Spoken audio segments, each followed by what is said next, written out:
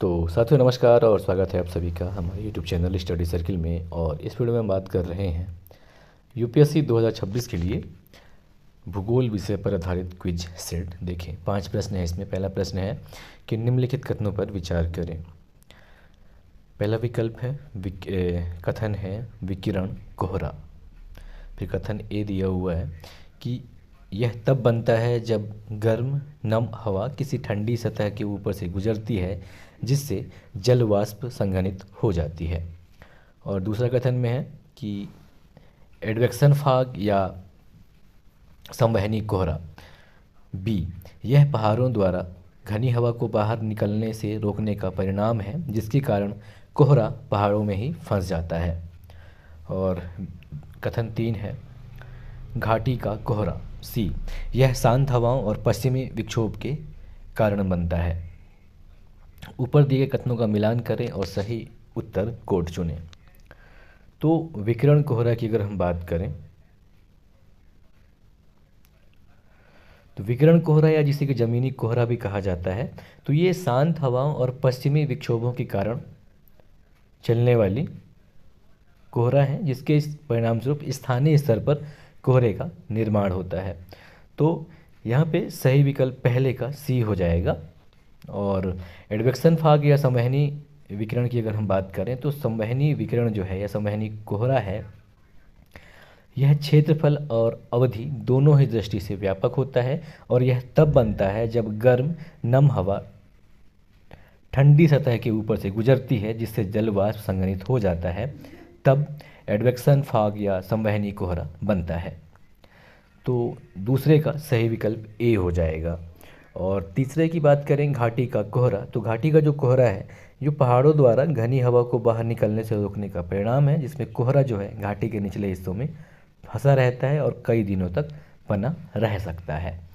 तो तीसरे का सही विकल्प बी हो जाएगा। तो यहाँ पे दिए गए विकल्पों में से सही विकल्प डी सही हो जाएगा। अगला प्रश्न देखेंगे, प्रश्न नंबर 2। प्रश्न नंबर 2 है कि निम्नलिखित कथनों पर विचार करें। पहला कथन है कि समुद्र के गर्म होने से उष्णकटिबंधीय चक्रवाती हवाओं और वर्षा की आवृत्ति बढ़ जाती है, साथ ही साथ अत्यधिक ऊंचे लहरें भी बढ़ जाती हैं।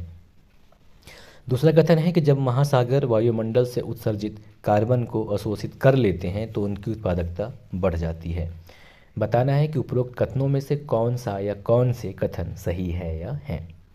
केवल एक, केवल दो, एक और दो दोनों, या फिर डी कि न तो दो नहीं एक नहीं दो। तो यहाँ पे पहला कथन देखेंगे कि समुद्र के गर्म होने से उष्णकटिबंधीय चक्रवाती हवाओं और वर्षा की आवृत्ति बढ़ जाती है, साथ ही साथ अत्यधिक ऊंची लहरें भी बढ़ जाती हैं। ये कथन सत्य है ना।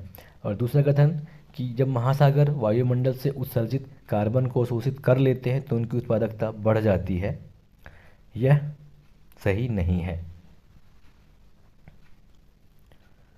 ना। तो यहाँ पे सही विकल्प हो जाएगा ए, केवल एक।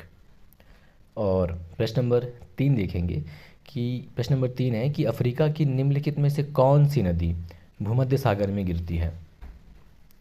भूमध्य सागर कहाँ है? अफ्रीका महाद्वीप के पूर्व में स्थित है। ऑरेंज नदी, नाइजर नदी, कांगो नदी या नील नदी। तो सही विकल्प यहाँ पे डी हो जाएगा। नील नदी जो है यह भूमध्य सागर में जाकर गिरती है। और अगला है प्रश्न नंबर 4। प्रश्न नंबर 4 है कि दिल्ली की भौगोलिक स्थिति और मौसम संबंधी उन कारकों पर विचार करें जो वायु प्रदूषण में योगदान करते हैं। ये बड़ा ही मार्के का क्वेश्चन है, तो आप इसको स्टार्ट ही कर लें क्योंकि मे बी यूपीएससी 2026 में इसको पूछ सकता है, क्योंकि अभी अरावली पर्वत पे वर्डिक्ट आया है इसके हिसाब से।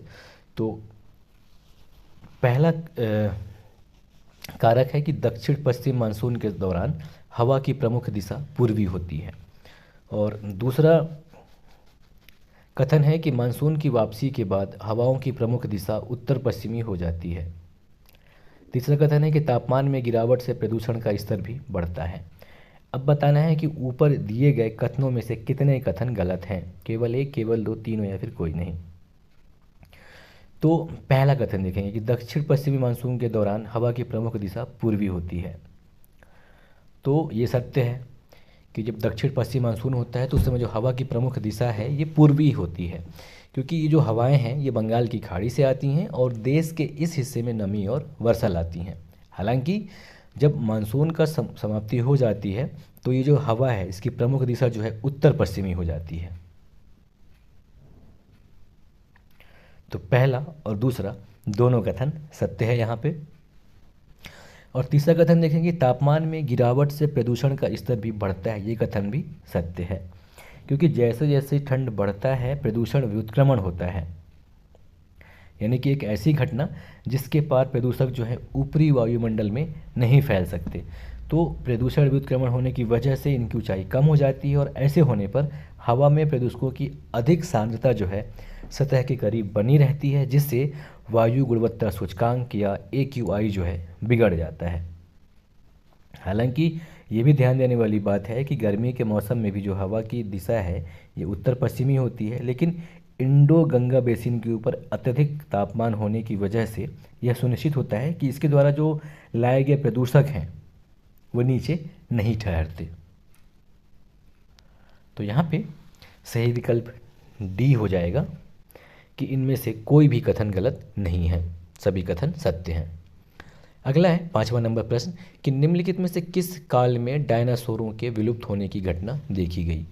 क्रिटेशियस, ट्राइसिक, प्लास्टोसीन या जुरासिक? तो सही विकल्प यहाँ पे हो जाएगा ए, क्रिटेशियस काल में डायनासोरों के विलुप्त होने की घटना देखी गई। इस वीडियो में इतना ही। नमस्कार, जय हिंद।